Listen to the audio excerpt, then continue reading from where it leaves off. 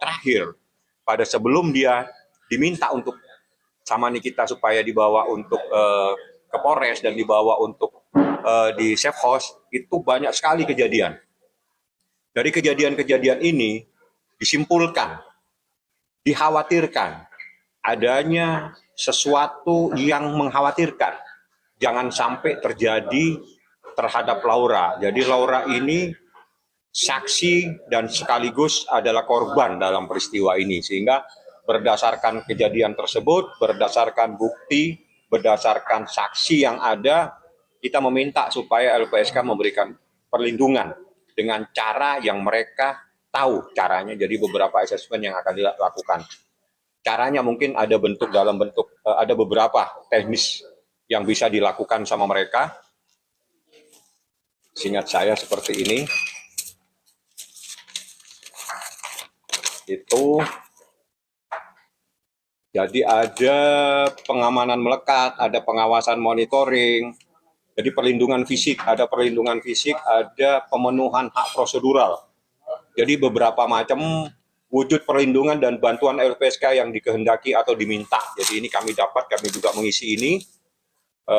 Tadi ini kita sudah tanda tangan, yang kita inginkan ada perlindungan yang terhadap satu, keselamatan jiwanya, yang juga secara psikis juga kita minta supaya ada pendampingan, supaya secara mental, supaya Laura ini lebih baik. Seperti itu. Jadi kami juga sudah tanda tangan, dan dari hasil tadi itu alhamdulillah sangat-sangat luar biasa yang diterima, yang dilakukan oleh LPSK. Dia betul-betul antusias karena kaget begitu kita ceritakan, dia kaget. Kita juga menceritakan, bahkan kita menceritakan ada cukup bercerita, bukan hanya kejadian, tapi dia juga bercerita bagaimana Laura itu sebenarnya. Seperti itu tadi. Bang, kejadian apa ini Bang yang akhirnya LPSK mau mendampingi? Saya mempunyai bukti berdasarkan bukti percakapan, berdasarkan bukti saksi, memang ada dugaan yang kita takutkan. Ada kekhawatiran yang luar biasa, sehingga kami mengambil sikap untuk segera kita meminta perlindungan dari LPSK. Jadi saat ini dia ada di sebuah dinas perlindungan perempuan dan anak, bukan berarti itu tidak cukup. Itu sudah cukup. Tapi kami ingin adanya lembaga lain yang ikut juga mengawasi dan juga ikut memahami, ikut memonitor persoalan ini. Sehingga bisa menjadi lebih tenang Nikitanya. Makanya Nikita tadi, mungkin Anda masih ingat, tadi dia bilang, saya besok mau umroh. Artinya setelah dia bertemu tadi, dia mungkin lebih tenang, karena dalam proses dia ibadah, biar kau ibadah saja nih, ini urusan saya di Indonesia. Jadi kau konsentrasi ibadah, umroh, semua urusan di Indonesia itu menjadi urusan saya dan menjadi tanggung jawab saya. Kau ibadah saja. Kau sudah mendengar tadi, kau lebih tenang, anakmu akan diberikan perlindungan oleh negara, baik oleh Dinas Perlindungan Perempuan dan Anak maupun dari LPSK. Teknis mereka yang tahu. Apakah nanti ada di sana, ada di sini, kita tidak boleh tahu. Seperti itulah kejadian tadi. Kira-kira kapan LPSK akan menemui dan mulai bekerja? Kalau bekerja tadi sudah bekerja. Sebetulnya LPSK sudah bekerja beberapa kali. Artinya begini, saya buka saja ya, dia sudah berkirim surat kepada Nikita, menjawab permohonan saya, permohonan dari kami ya, artinya baik dari penyidik, dia sudah menjawab, sehingga saya tindak lanjuti dengan beberapa dokumen-dokumen. Mungkin selama ini saya diam, tapi itu yang saya kerjakan selama ini. Saya meminta perlindungan kepada LPSK. Ya, apa yang dilakukan LPSK adalah melakukan penelaah. Ditelaah ini dokumen, ditelaah semua fakta-fakta, ditelaah semua keterangan saksi, diambil kesimpulan bahwa memang ada dugaan hal-hal yang mengkhawatirkan terhadap saksi dan korban yang bernama Laura. Itu khusus Laura. Tapi ada yang terbaru tadi. Saya sampai di perjalanan, saya ditelepon oleh seseorang. Begitu dia melihat bahwa saya ada di LPSK dan saya meminta perlindungan terhadap Laura, dia bilang, "Bang, tolong. Ada satu lagi, kalau memang tidak keberatan, sampaikan kepada LPSK supaya juga bisa memberikan perlindungan kepada saksi tersebut. Karena saksi ini pun adalah saksi kunci yang mengetahui sebuah peristiwa yang luar biasa terjadi." Seperti itu. saksi yang tadi menelpon sendiri bisa di-spill nggak Bang? Maksudnya kedekatannya dengan Laura atau mungkin kedekatannya dengan Nikmir? Sama Nikmir tidak kenal, sama Nikita dia tidak kenal. Tapi sama Laura, Laura pernah bersama dia. Artinya pernah bertemu, pernah juga sempat dijemput, dibawa, dan off the record. Terakhirnya, saya tidak boleh teruskan. Sampai akhirnya si saksi ini ikut meminta perlindungan juga Bang. Ada ancaman atau ada apa Bang? Urgensinya Bang? Karena dia yang lebih tahu. Saya tidak perlu teruskan, dia lebih tahu yang di sana.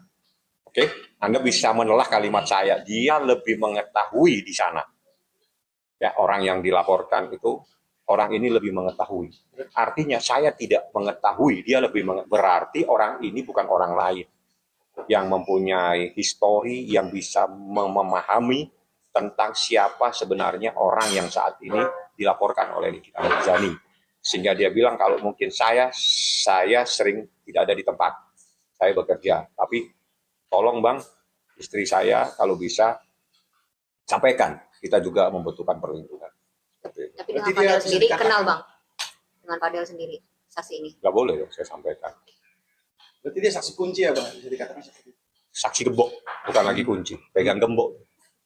Jadi betul-betul tahu, jadi jangan coba-coba bercerita macam-macam. Jadi semua saksi ini mungkin yang Anda tahu hanya 1-2 yang ada di permukaan, yang ada di media, yang diketahui media mungkin karena kemarin ikut hadir, tapi ada beberapa saksi yang Anda tidak pernah tahu.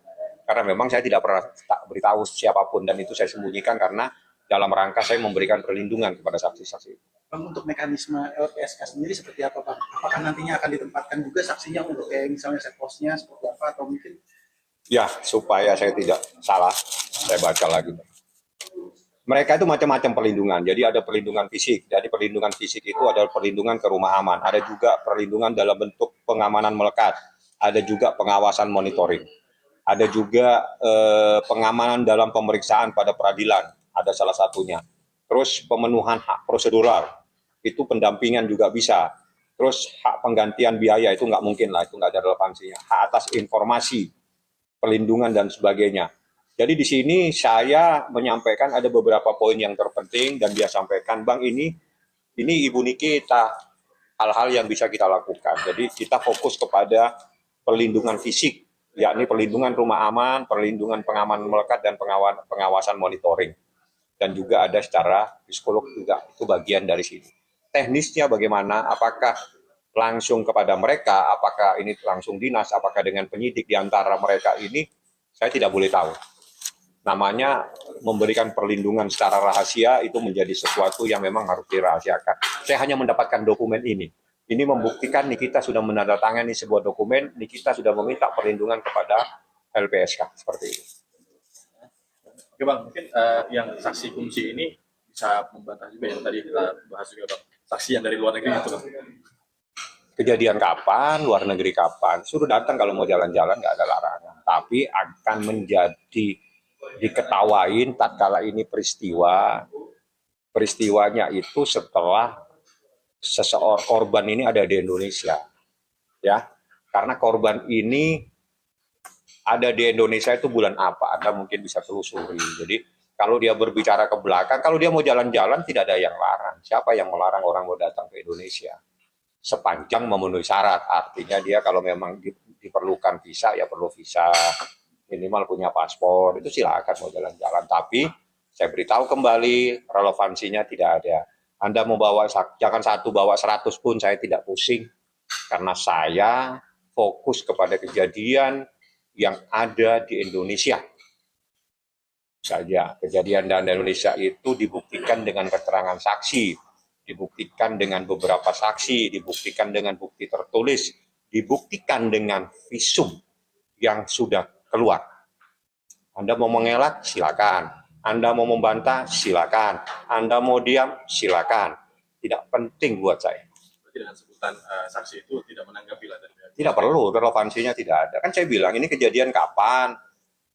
Dia di sana mau sekolah, pulang di Indonesia. Nah, pulang di Indonesia kalau Anda tahu ya Anda telusuri. Sampai ada kejadian di bulan September saya ambil alih, saya ngambil sikap, nih kita harus selamatkan anakmu.